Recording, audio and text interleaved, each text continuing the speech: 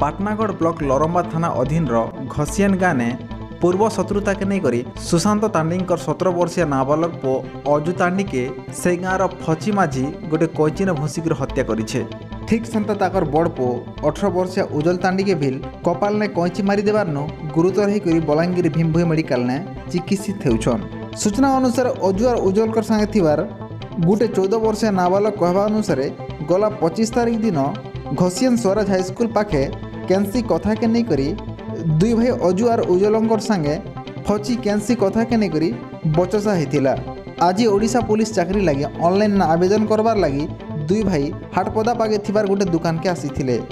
दुकान पागे थिबार बागबाहिली गाँव गोटे व्यक्ति टेलर दुकान सामना ने फेर से आगर कथा के नहीं करी दुई जनकर भितरे गेल झगड़ होता। सेने राग होकर फची पहला टेलर मशीन उपर थिबार कैंची ने उज्जवल मुड़े आक्रमण करथिला।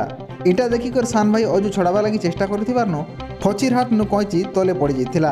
आगनु राग होइथिबार फची से कैंची के उठे करी अजुर पेट ने भूसी जाइथिला। जेंथिर लगी घटनार जगह ने अजुर मृत्यु होइथिला। परिवार लोक दुई भाई के पहला घसियान गोष्ठी स्वास्थ्य केन्द्र के अणा जाइथिला।